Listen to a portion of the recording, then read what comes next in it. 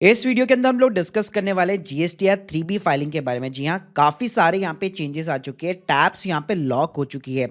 वैसे जीएसटीआर 1 के ऊपर यहाँ पे मैंने ऑलरेडी एक वीडियो क्रिएट किया हुआ है, अगर आप लोगों ने नहीं चेकआउट किया लिंक दे दूंगा डिस्क्रिप्शन बॉक्स में। तो डिटेल में देखिएगा, स्टेप बाय स्टेप बताऊंगा कि कैसे जीएसटीआर 3B फाइल होगी, कौन से चेंजेस आए, कौन सी टैब्स यहाँ पे लॉक हुई है, रिकनसाइल कैसे करना है अपना इनपुट टैक्स क्रेडिट और अपना चालान का पेमेंट यहाँ पे कैसे करना है। और यार स्टार्ट करने से पहले बताना चाहूंगा, अगर प्रोफेशनल एक्सपर्ट के थ्रू जीएसटी रिटर्न फाइलिंग करवाना चाहते हैं या अगर आप हमसे डिटेल के अंदर सीखना भी चाहते हैं with the courses, link in the description box, और आप हमारे 1700 से ज्यादा रिव्यूज के ऊपर ट्रस्ट कर सकते हो। पहले की चेंजेस के बारे में बात कर लेते हैं। तो जीएसटीआर 3B के अंदर एक टेबल नंबर 3.2 होती है, जिसके अंदर हम लोग जितना भी B2C का डेटा होता है स्टेट वाइज वो डालते हैं जीएसटीआर 1 के अंदर, और वो ऑटो पॉपुलेट होके 3.2 जो जीएसटीआर 3B है उसके अंदर आता है। लेकिन अब यहाँ पे क्या हो गया, अब यहाँ पे ये टैब्स जो है लॉक हो जाएगी, यानी उसके अंदर आप कोई चेंजेस नहीं कर पाएंगे। चलिए सीधा मैं आपको लाइव दिखाता हूं। तो पहले हम लोग सीधा सर्विस टैब के अंदर रिटर्न डैशबोर्ड में चल जाते हैं। तो पहला काम आपको क्या करना है, आपने जो जीएसटीआर 1 फाइल की हुई ना उसको एक बार आप यहाँ पे डाउनलोड जरूर कर लीजिए। तो डाउनलोड करने के बाद में जीएसटीआर 1 के अंदर आपने जो भी डेटा यहाँ पे फिलअप वगैरह किया होगा वो आपको यहाँ पे पता लग जाएगा। अब यहाँ पे आप देख सकते हैं जीएसटीआर 3B का आपको ऑप्शन देखने को मिल जाता है, ड्यू डेट वगैरह भी प्रॉपर तरीके से मेंशन होगी। तो मैं सिंपली यहाँ पे प्रिपेयर ऑनलाइन के ऊपर क्लिक कर देता हूँ।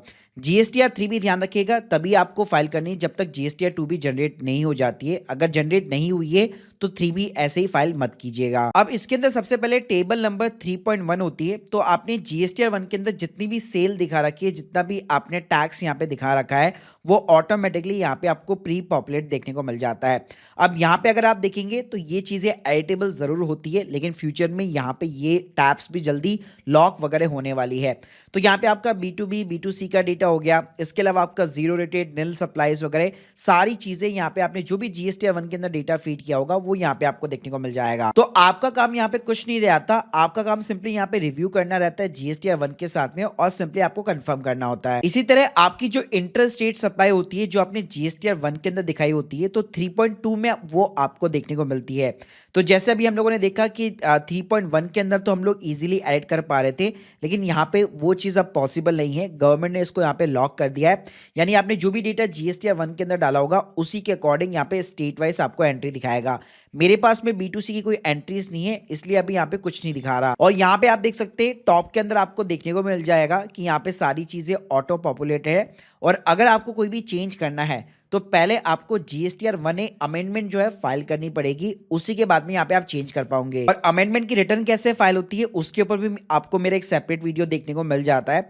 तो जीएसटीआर 1A अगर आपने फाइल कर रखी है उसमें कुछ अमेंडमेंट या कुछ चेंजेस किया हुआ है तो वो डेफिनेटली यहाँ पे आपको पॉपुलेट देखने को मिल जाएगा। इसके बाद में 4th नंबर की टेबल होती है जो कि होती है एलिजिबल आईटीसी, यानी आपने जो भी परचेसिंग की है, जो भी आपका इनपुट टैक्स क्रेडिट है, वो यहाँ पे आपको ऑटोमेटिकली डेटा जो है प्रीफिल देखने को मिल जाता है। अब अगर आपको इस डेटा को यहाँ पे चेक करना है कि डेटा कहाँ से ड्राइव हो रहा है बेसिकली, यानी कहाँ से पॉपुलेट हो रहा है, तो इसके लिए आपको जीएसटीआर 2B डाउनलोड करनी पड़ेगी। तो उसके लिए सिंपली आप अपना जीएसटीआर 2B को जो है यहाँ पे व्यू कर लीजिए, और यहाँ पे अगर आप ऑल टेबल्स देखेंगे तो आपका जितना भी इनपुट टैक्स रेट जहां जहां से भी यहाँ पे आपको मिला हुआ है उनका सबका पार्टी का नाम, जीएसटी नंबर, अमाउंट सब कुछ देखने को मिल जाता है, और उसको एज ए एक्सेल भी आप यहाँ पे डाउनलोड कर सकते हो। इसके अलावा जीएसटीआर 2B के अंदर ही यहाँ पे आपको एक आईएमएस डैशबोर्ड करके भी मिलता है, इसको भी आप ओपन कर सकते हैं।